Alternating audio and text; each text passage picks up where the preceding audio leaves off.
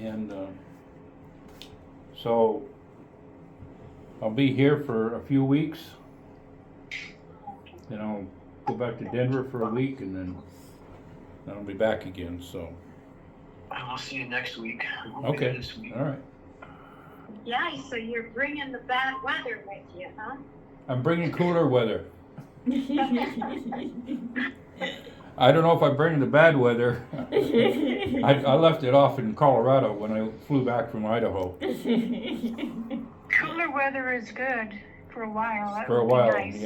yeah, I agree. We got a bunch of. Say that again, Max. So we've got a bunch of rain coming. And we need it. Yeah. Yeah, but not all at once. No, that's true. Not all at Yeah, once, it's but supposed to rain the 24th and 25th, they're saying. yeah. So Yep. we'll see. It may skirt north. We never, it's hard to tell. Oh, yeah. But we'll just deal with it when it gets here. Okay. Today's lesson is Genesis 41:1 through 44:17. 44:1 through 44:17. And it's dealing with what I'm going to kind of focus on here today is dreams and interpretation of dreams.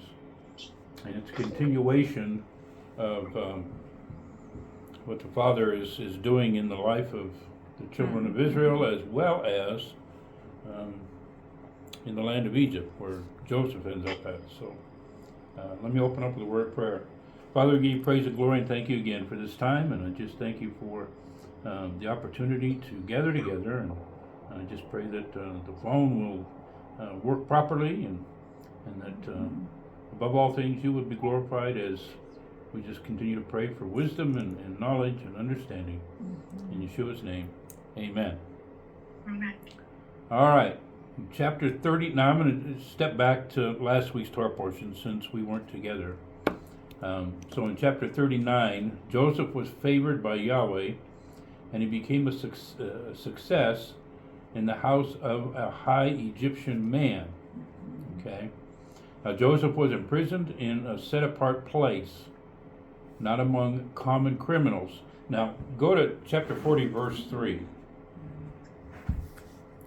If I can prove that to you.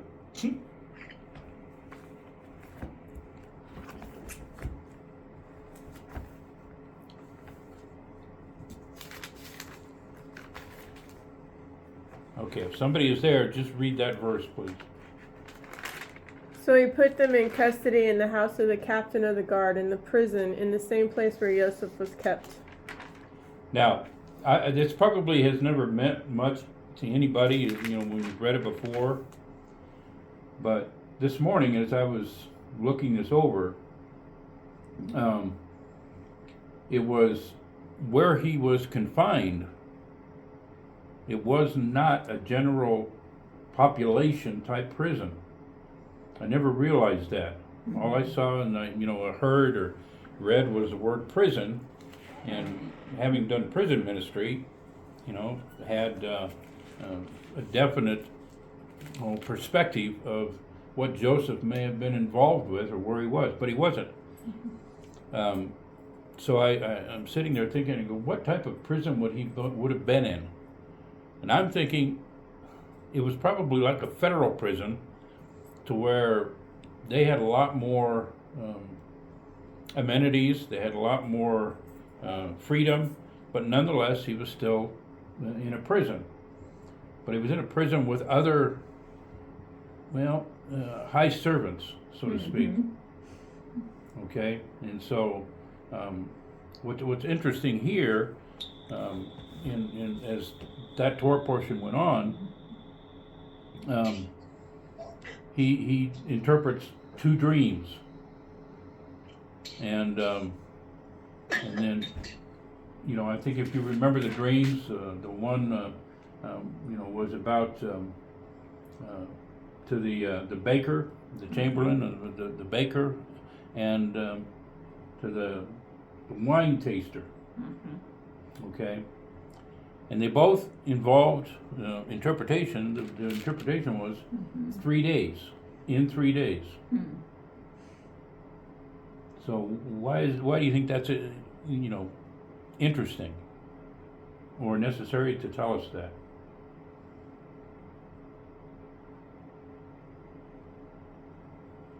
Three days is a divine number. 3 I days. know it's always something that is set. The number 3 is something that is not revocable Okay. in Hebrew. Okay. Very good. Mm. And so, and now with the baker, the 3 comes in 3 wicker baskets, but they were on his head. It's kind of an interesting thing. It's when you look at dreams, when you think about dreams, we've all had dreams. Some of us have had pizza dreams, and so it's like you get some weird ones, but then you try to figure out after your dreams can be warnings, and that's pretty much what Joseph is in the realm of. He's giving warnings, interpreting warnings.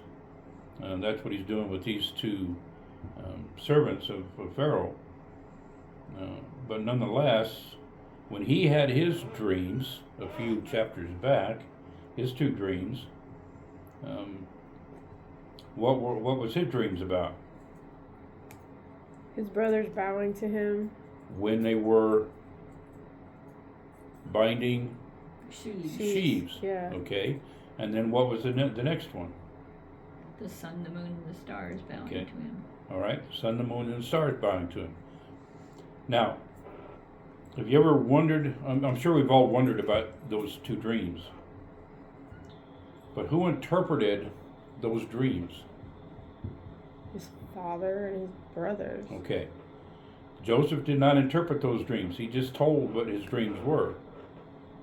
His brothers interpreted the first dream, and his father interpreted the second dream, which was And quite nobody interesting. was happy. Huh? And nobody was happy. Well, especially the brothers on the first one. Yeah. Yeah, they didn't voice anything on the second one. Well, I thought the dad was not happy about that one even. Yeah, his father rebuked him. Yeah. But then at the end, he says, well, I'm going to keep it in mind. Basically, our terminology today is, I'll put it on the shelf, and we'll see what happens, Yep. so to speak. So dreams are important within the configuration of Yahweh. And they're not unusual within the scriptures, especially Genesis. Several, people, even Abraham, that he had dreams and visions, but nonetheless, they're an important way of communication to people. Would they be considered miracles? Only if, like with the dreams here that we're seeing that Joseph had, yeah, that definitely would be a miracle, and just the way it's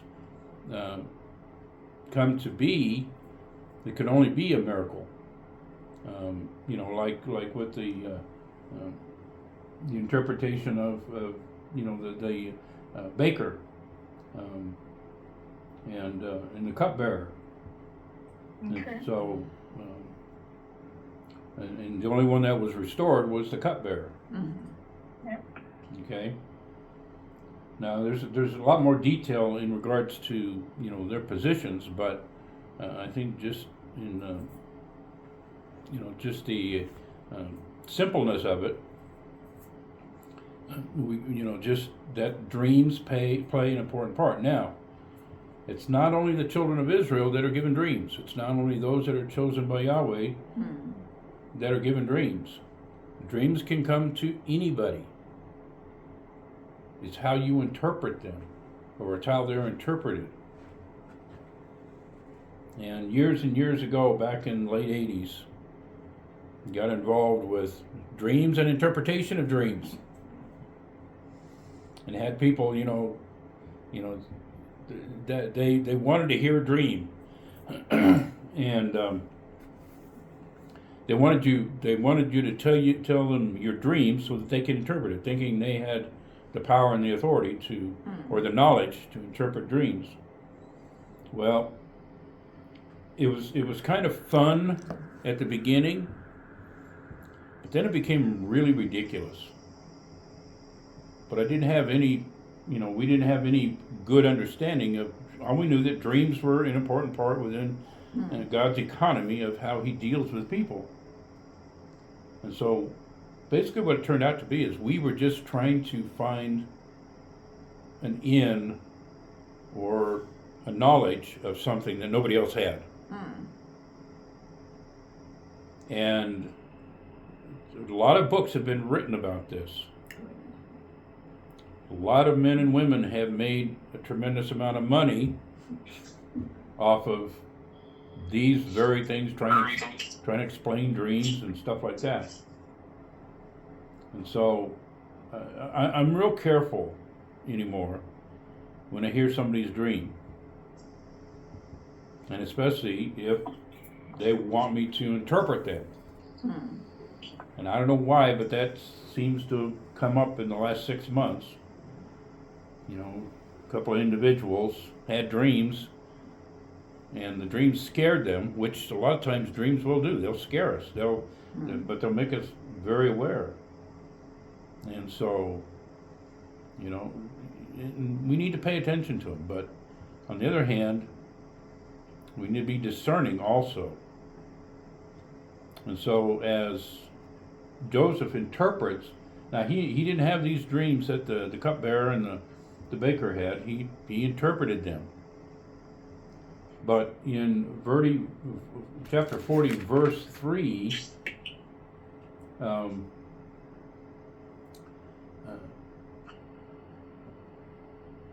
let me read you mine. And he placed them in the ward of the. Well, okay, I've already gone past that. Down to verse 8. And they said to him, now this cupbearer and said, we dreamt a dream, but there is no interpreter for it. So Joseph said to them, do not interpretations belong to Yahweh? So they said, tell them to me. Let me hear them. Let me see what they are. Now, when I was involved with dreams and interpretations, I never heard that statement. As far as, do not interpretations belong to Yahweh? Because the people wanted the credit. The ones who were interpreting wanted the credit. And it's like, we need to be careful. And if even visions are the same way. We have to understand Yahweh is the only one who interprets the visions, or can give the interpretation of the vision. And so, Joseph also, when he was sent before Pharaoh in chapter 40, I think it is. He went before Pharaoh in chapter 41, but one thing that spoke to me was in chapter 40, verse 15. It just kind of one of those things that just sits right there, and it says, "For indeed I was kidnapped from the land of the Hebrews." Now, last week in the group that I was with, we kind of talked a little extensively about where he was kidnapped and where he was taken from. Okay, does anybody remember where he was taken from? Dothan. Or Dothan, however you want to pronounce it. Now, here's more of a specific question. Does anybody remember where Dothan is at?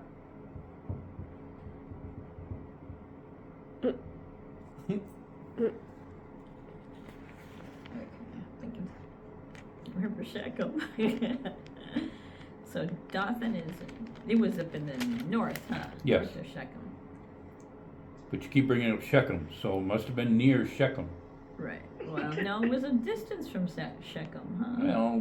Well, if you're walking, If yes. You're walking. Yeah. Well, they walked. If you're driving, it's only like 30 minutes. Oh, okay. So Dothan is not there today. There's settlement there, but when we were up there, Is that the area that's Nablus today, or is that? Nablus is Shechem. That's Shechem. Yeah. Okay. That's between the mountains. But the reason I bring it up is because he declares himself as he was kidnapped from the land of the Hebrews. Hmm. And I go, wait a minute. I thought that was the Canaanites, the land of the Canaanites.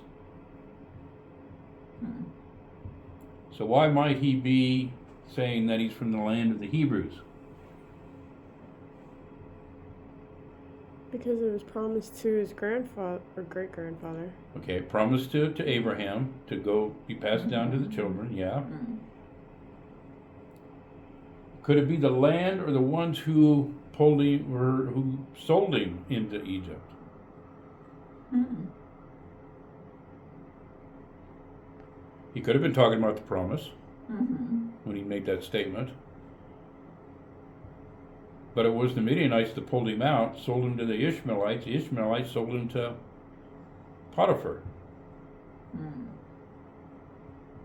What language did the Midianites speak? The same as him. Midianites. The Midianite speech? Well, they spoke Hebrew, huh? Yeah, they spoke Hebrew. They're from They all Abraham. spoke it. Yeah, so did Ishmael. Yeah.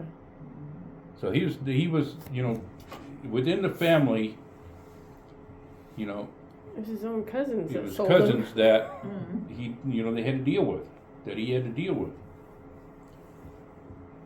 So there's a lot more, to that. I don't want to go into, kind of not trying to beat that horse, but dealing with dreams and visions. We have, Joel 2, because that was our stick to verse way back when that I was talking about. Some of you probably have it memorized.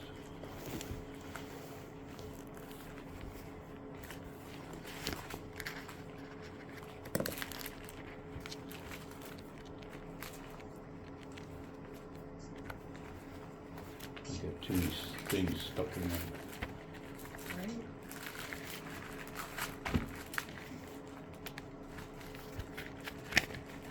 Goodness. Okay, if somebody gets to Joel 2 before me, I got too many pages in my Bible. Okay. What verse? Verse 28. 28. Okay. 128? No, 2. After all Okay, this, thank you. I pour out my spirit on all kinds of people.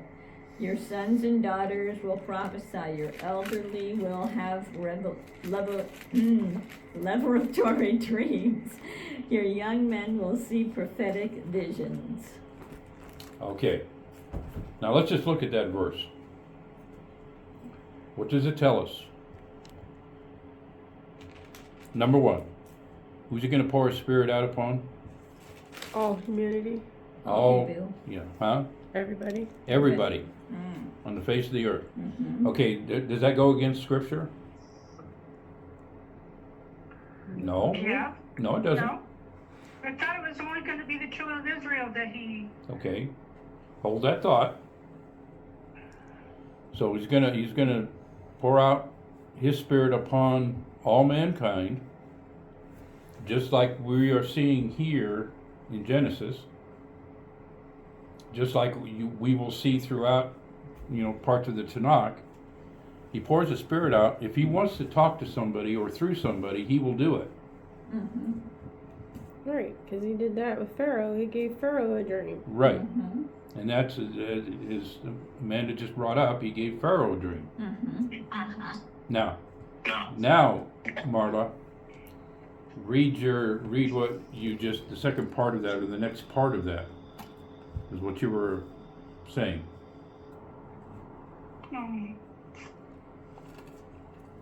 mean after your young men will see visions? No, No, before. that's what I want you to read, that verse. Okay. Your old man will dream dreams, your old men will dream dreams, and your young men will see visions. Okay? Mhm. Is there anything else there? So, and afterward I will pour out my spirit on all people. Your sons and daughters will prophesy. There we go. Okay, Your, that's what I wanted you to read. okay. Your people will prophesy. Now, what does that mean? Speak the word of Yah. Mm-hmm. Speak the word of Yah. Mm-hmm. Okay, meaning the interpretation of the dreams and the visions can only come from Yahweh. And the ones who are going to be giving it are the children of Israel. Mm. You won't have people on the outside, not a part of the children of Israel. When this takes place in Joel, you won't have those people speaking for Yahweh. It'll only be those who are of Yahweh, specifically the children of Israel. And as far as I know, Joel 2:2 has not, or this verse we're talking about, 28, Mhm. has not come to pass yet. Mhm. So I believe it will come to pass. And it'll be at the time of, as you're going into Jacob's trouble.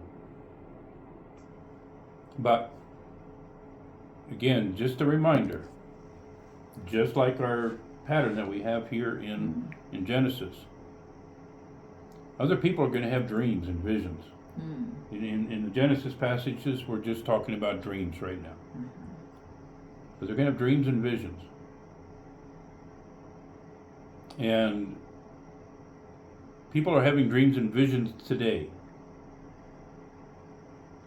And so it's a matter of how they are going to be interpreted.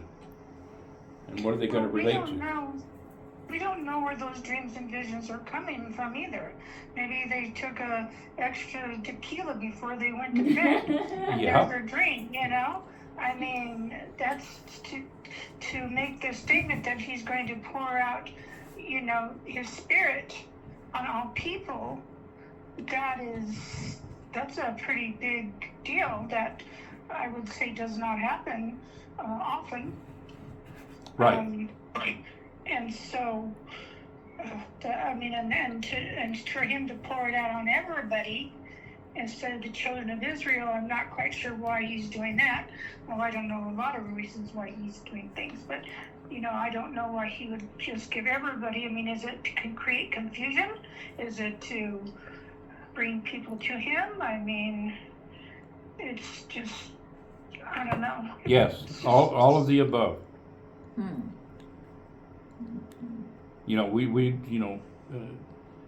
It's for the children of Israel, it's going to be a test in that day when that happens.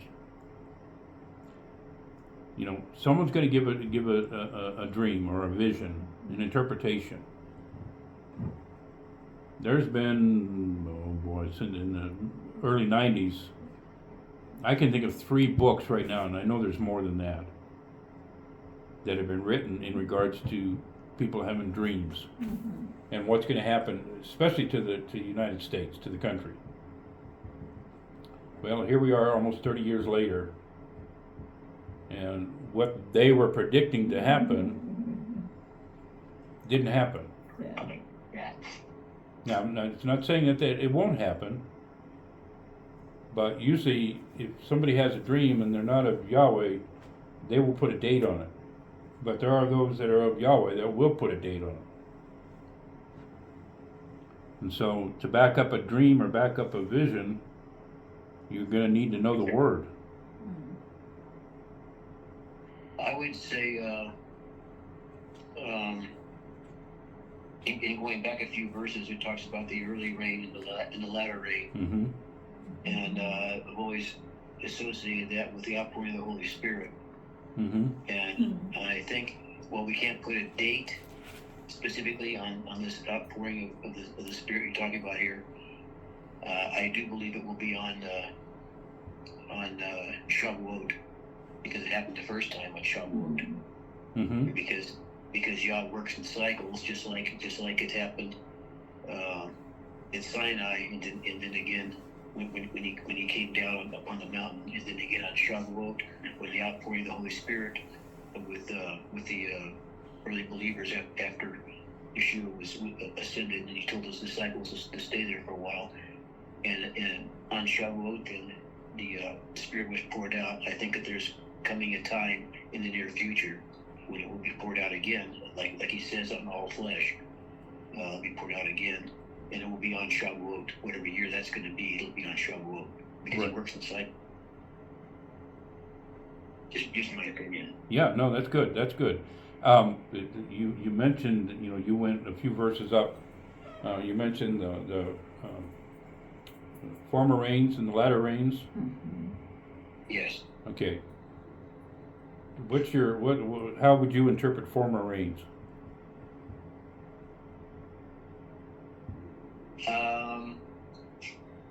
Boy, I Related to the word ladder. well, ladder is later. Ladder comes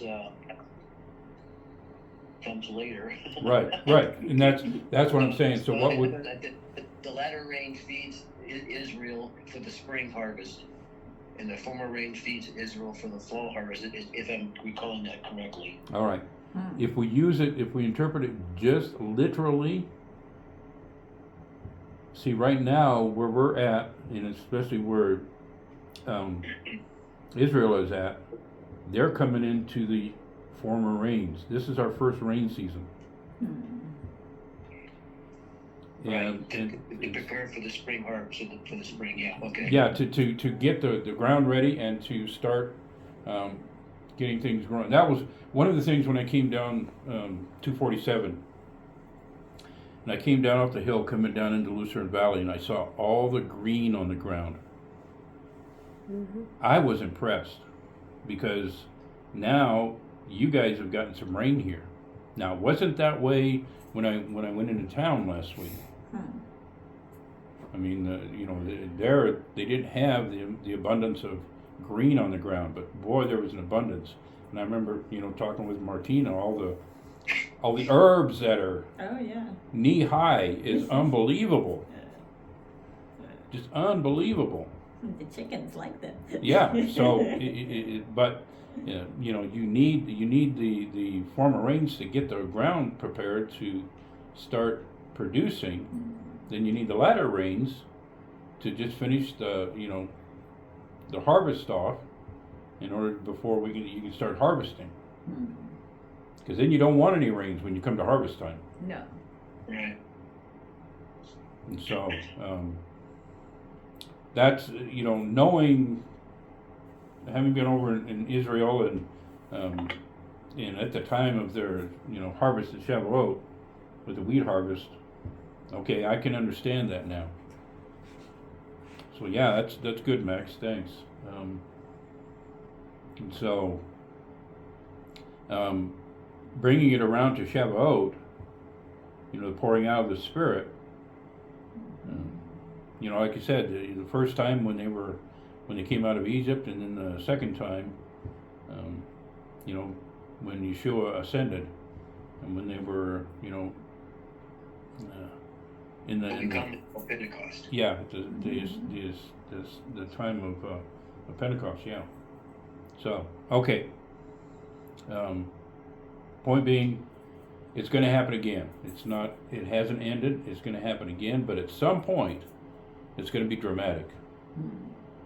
And you're going to have such confusion of people interpreting certain dreams a certain way, but the ones who are going to give the interpretation that are going to be, you're going to want to listen to, are those of the children of Israel. Those who are proclaim or are deemed, of the house of Israel or the children of Israel. And so we've got too many people today still that are outside of the children of Israel giving predictions on on what the planet's going to do. And people are listening to it. Even those among the children of Israel are listening to some of these things. I just say, be cautious. Mm. All right. Do we know if the interpretation of the dreams, is it gonna be like, interpreting of tongues, that there's one person who can interpret a dream? Do we know any more than what we know about what it's saying? I mean, would you? Well, I'm trying to imagine how this would kind of look. let me, since you brought up the word tongues, let me give you my experience on that. Tongues is usually a language that is unknown except to one who knows that language. And that may sound kind of obscure.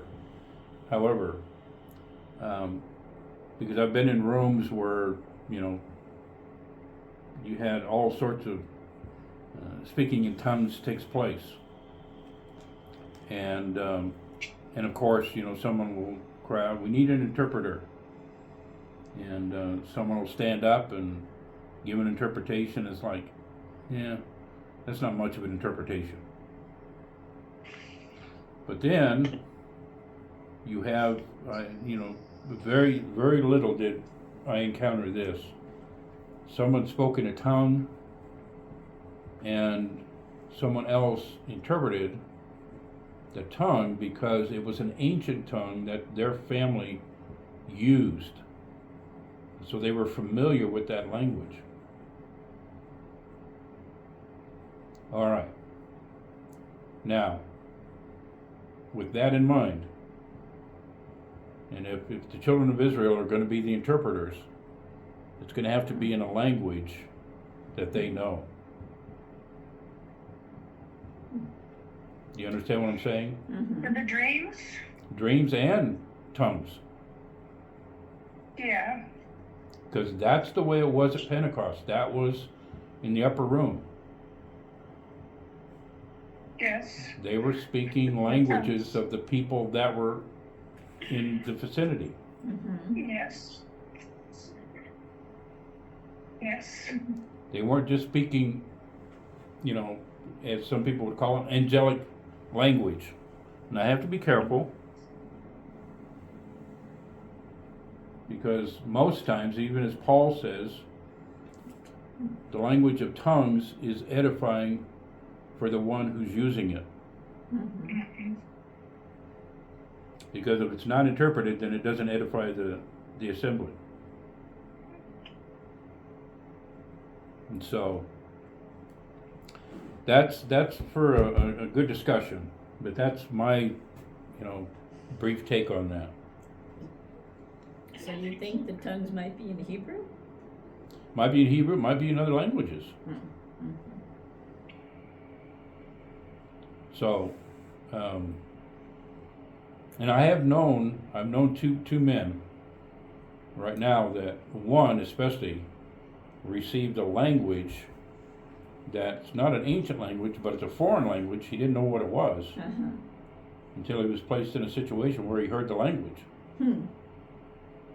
And it wasn't an obscure language, but it was a language that wasn't, how many languages are in the world? They say there's 70, but I think there's probably a little more. And there's dialects too. And dialects, yeah. So you have that issue that's involved. Okay. Let's go to chapter 41. Yeah. Quick, not to take you off your No, track that's here, all right. but I've got a question with regard going back to chapter 40. With regard to the prisoners that were in the chief steward's the house of chief steward, it says that if Pharaoh was angry with the cupbearer, he was angry with the chief baker, but he puts them into prison in the house of the chief steward where Joseph is. And I never noticed this until just as we were reading tonight or today. But it says that in verse 4, the chief steward assigned Joseph to them, and he attended them. So even though they were all prisoners, Joseph still had to see to the needs of the other two prisoners. In other words, he was still showing it basically a lower rank or a lower position where he was having to take care of these other two prisoners. Right. And I wonder why a cupbearer, why a baker, why not an armor bearer or a translator or something, some other positions. And the only thing I can think of, unless you know something different, is that the cupbearer, he's the one that brought the wine, which represents joy or represents the blood of Messiah. Mm-hmm. There's representation to the wine, and the chief baker is baking bread, which is risen and leavened, and which represents, for the most part, sin. So I'm wondering if, because Joseph, there's over 135 similarities between Joseph and the Messiah and Yeshua Mm-hmm. in the story of Joseph. And I'm looking at this one here for the first time and seeing maybe 136. Okay. It's because why is Joseph having to attend to these two particular positions of prisoners? And I'm looking at, is it because of the representation of blood with wine, with sin, with the I'm just grasping at straws here, but Yeah. the baker. It's worth thinking about, yeah. There's a reason for that. There's a reason for everything in Scripture. Right. With a study, I didn't know if you knew anything about that or not, or considered it before. No, I haven't come across anything or considered that, so. Yeah, that's an interesting idea to think on and stuff. I mean, I would think too that the bread, I mean, it's also, wouldn't it be from the manna that came? Wouldn't that be associated with that? It might, but that would be earthly bread, not heavenly Yes. bread. Yeah, so. Yes. Okay. Okay. Something to think on. Yeah. I wanted to bring that up before we got into the next chapter. Sure. So. Okay, now we're going to get into our Torah portion. That was all. That was all the introduction. So I'm gonna jump down to verse 44 through 46 of chapter 41.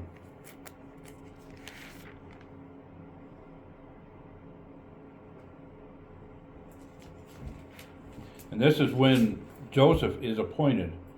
And this is after he's, given Pharaoh his interpretation and everything. So, I'm going to jump up to verse 41. And so, mine reads, Then Pharaoh said to Joseph, See, I have placed you in charge of all the land of Egypt. Now, Egypt represents basically the whole of the world. When we talk about it at this particular time in the scripture, it can relate to the whole of the world. And Pharaoh removed his ring from his hand and put it on Joseph's hand. He then had him dressed in garments of fine linen and placed a gold chain upon his neck. It's almost like he was made into a high priest of sorts. Verse 43, he also had him ride in his second royal chariot, and they proclaimed before him Avrak. Thus he appointed him over all the land of Egypt. So, some of you have heard me talk about the Josephs of the world, which is who we're considered. We're going to have a place that in a position to be the, quote, saviors of the world. And others are going to put us in that position. To a degree, the way, the children of Israel, especially our Jewish brethren, have been treated, it's like, nah, I don't know if I want to get into that or not. But just as Joseph was well respected because of his work ethic and because he was blessed. Yahweh, it says throughout this portion that Yahweh blessed him. He was blessed of Yahweh, and he was fruitful. And so, down to verse 44, Pharaoh said to Joseph, I am Pharaoh, and without you no man may lift up his hand or foot in all of the land of Egypt. Meaning he's going to have authority, supreme authority over everything. Pharaoh called Joseph's name Zephaniah Paneah, and he gave him Asenath, daughter of Potiphar, chief of On, for a wife. Thus, Joseph emerged in charge of the land of Egypt, and he was only 30 years old when he stood before the Pharaoh the king. So, 30 years old. He's a young man. He's been through a lot. He's come through a lot. He succeeded in many things, all by the time he was 30. And he still did not have control of his life. He still did not have control of his own life. But he controlled Egypt. He controlled Egypt, yes. But he was given that authority. Yeah. Okay, here's a pattern. This is what I'm bringing out. This is what I want us to see. This is a pattern. We're not going to see. There have been movements to try to get the children of Israel, or Israel proper, to have authority within the world. No, it's not going to happen. The only way it's going to happen is when we are given the authority. And what's going to have to be the evidence for us to be given that authority? Our Jewish brethren have already done it, and they're still doing it in places. I see a face being made by Martina. I'm thinking. What needs to happen?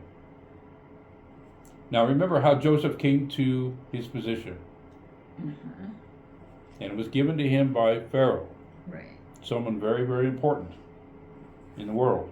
So if someone in authority has to put them in authority. Recognized authority. Okay. Someone in recognized authority. Not someone who rises up and says, I'm the king of the world. I can do whatever I want. No. It's someone who is recognized as being a sovereign, a king, an authority. And they're the ones that are going to give the position to the children of Israel. For the children of Israel, especially our Jewish brethren, wherever they have landed, so to speak, that country has prospered. And that's historical record. That country has prospered. Where the Jewish brethren have been kicked out, that country went down. And that's been an historical fact throughout. And that goes back to our Torah portions a couple of weeks ago. When Abraham went down to Egypt. And he was put out of Egypt because he had become wealthy and had a position with his Elohim that the leader of Egypt was concerned about. Same thing when Abraham went to the Philistines. Same thing happened. And he was recognized as being, one that had authority, that became wealthy and rich. The pattern's going to be here when the time comes, when the children of Israel are raised up, and they have not only the power and authority, but they have wealth, they can back up their words. It's whereas we would say the rubber meets the road.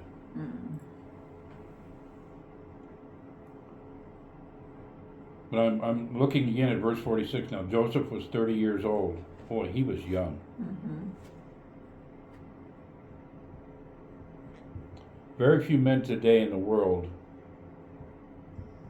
can produce their, or gather their wealth at such an early age. It's not impossible, but you don't hear about it. It's usually those that are in their late 40s, 50s, 60s. Yeah. And then they just end up leaving it to their kids. And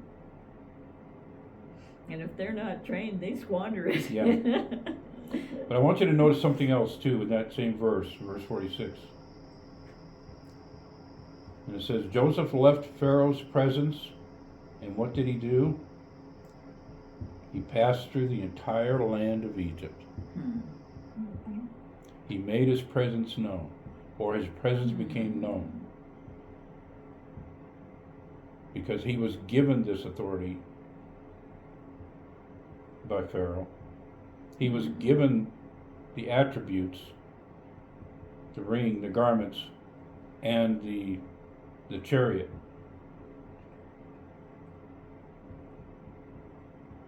And so,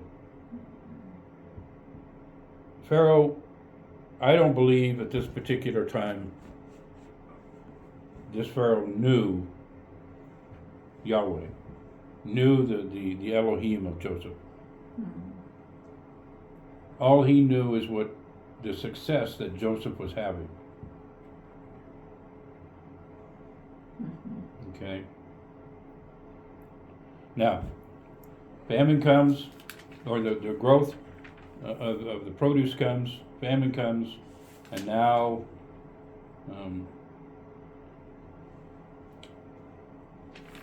we have the issue with the brothers coming, being sent by Jacob to gather food. All right. I think we all pretty well know that. So I want to go to chapter 42. I'm going to go down to verse 24.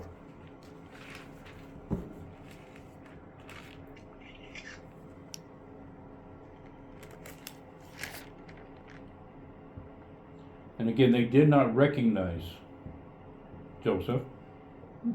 That's what it says. Now they did not know Joseph understood, for an interpreter was between them. He turned away from them and wept. Now, an interpreter was between them. Well, this interpreter knew Hebrew. Yeah. Because he would have had to interpret for the boys, for the men, the sons of Jacob. Yeah. Plus, he also knew the language of Egypt. So, Joseph turned away from them and wept. He returned to them and spoke to them. He took Simeon from them and imprisoned him before their eyes. Okay. Now, why Simeon? Why do you think he took Simeon? There's a couple of different interpretations or, thoughts on this. I just want to see if anyone has read any commentaries or come to any conclusions here.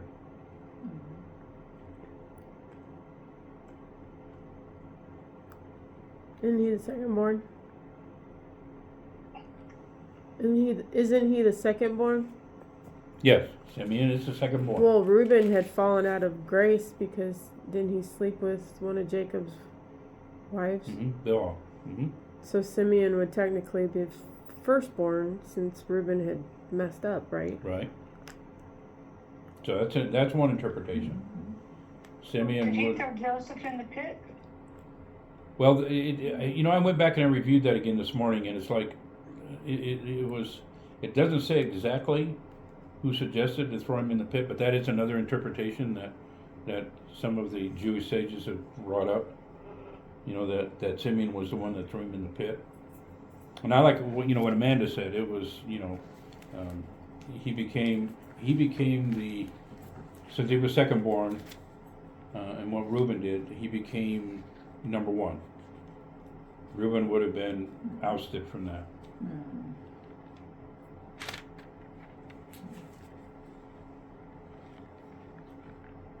That incident with Reuben, though, and with the rest, didn't that take place during the time that Joseph was in Egypt after he'd been taken away?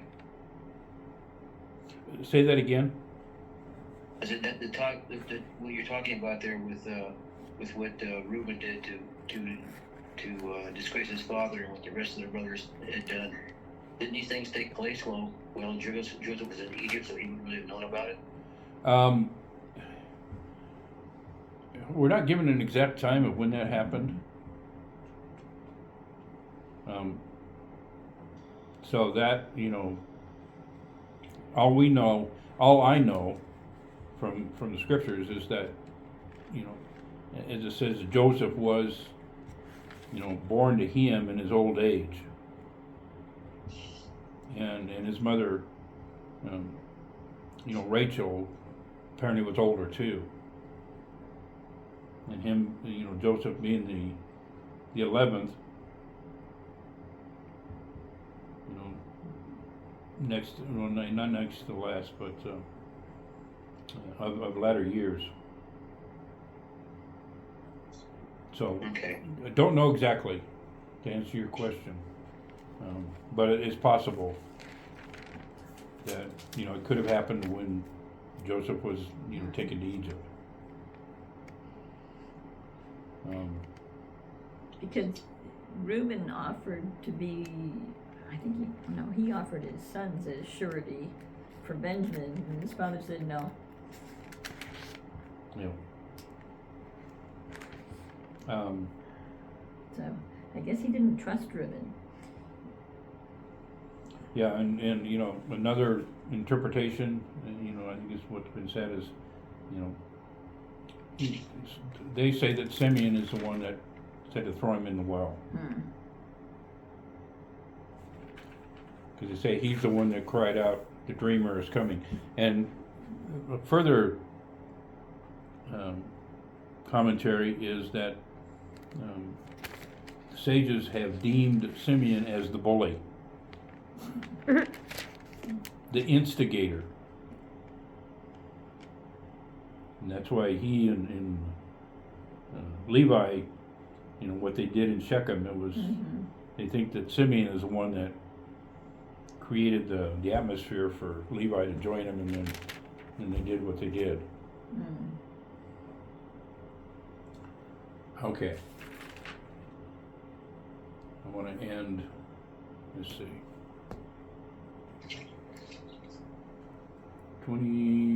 43, I've got 43:23 in my notes. Oh, all right. Let's go, we're going to finish off here, 43:23. Chapter 43, verse 23. And this is when Joseph reveals himself, or no, he is revealed. Joseph is revealed to the brothers.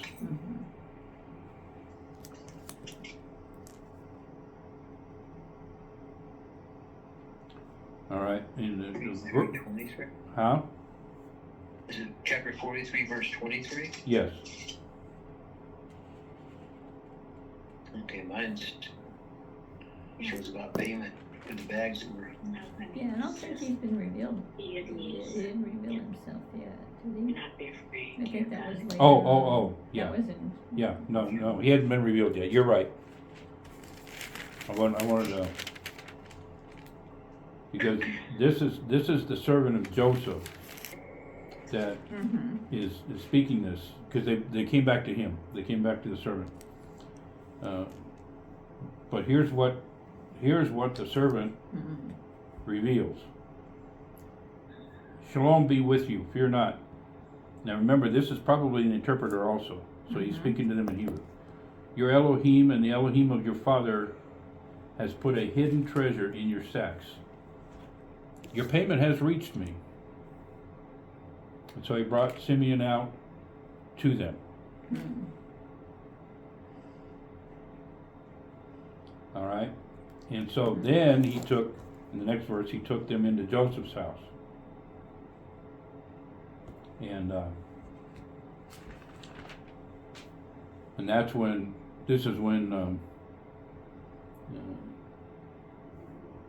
he learns about his father still alive. And that was always interesting to me, verse 28 in the last, years ago. And when the brothers replied, "Your servant, our father, is at Shalom, he still lives."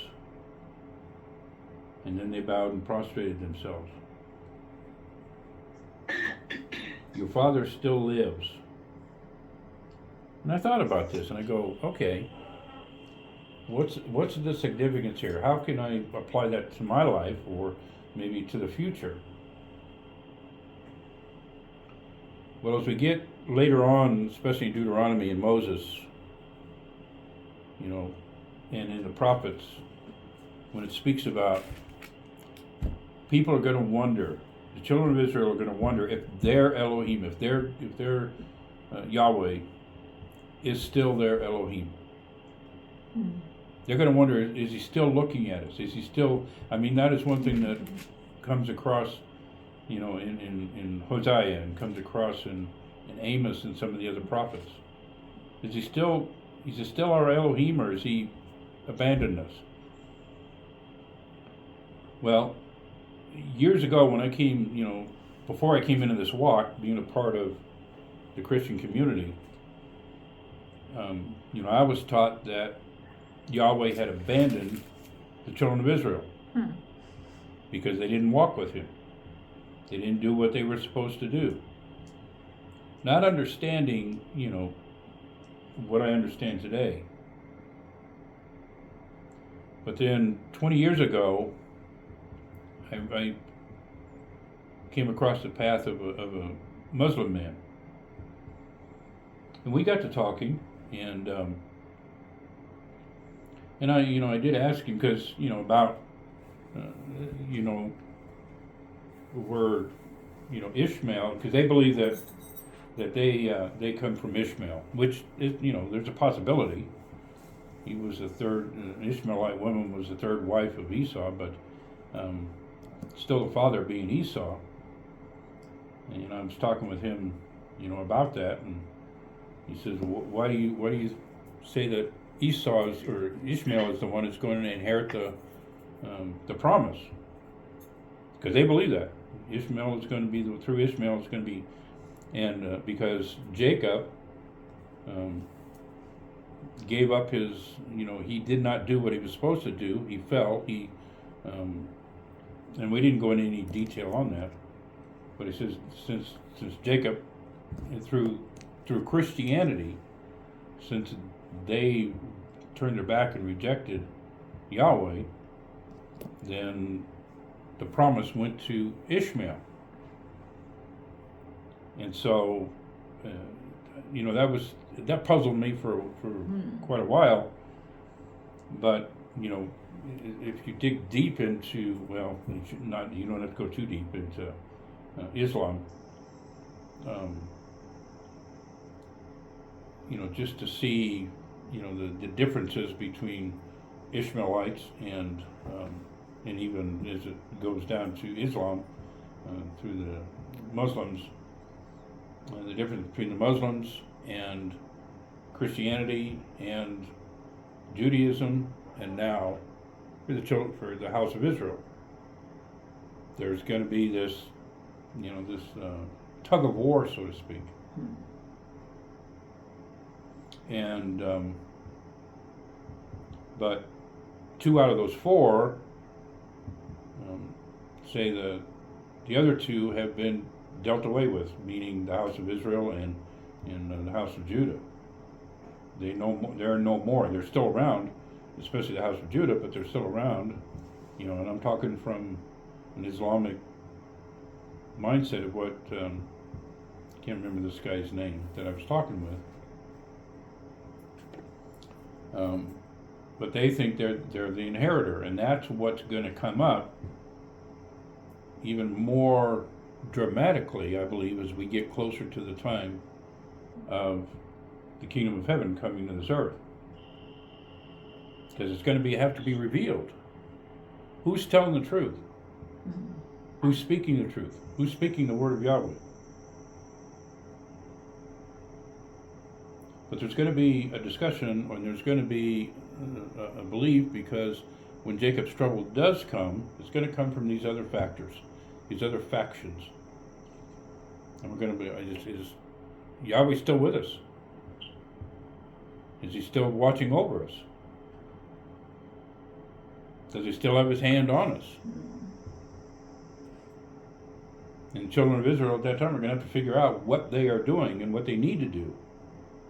What they're doing wrong and what they need to do. So verse 28. Your father, he's at Shalom. He's there. And he still lives.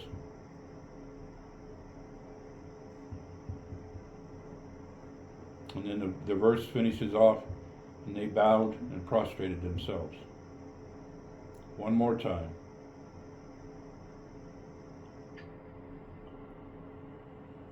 Now, I've got other notes on that, but I will pass on that. Does anybody have any questions or any other thoughts?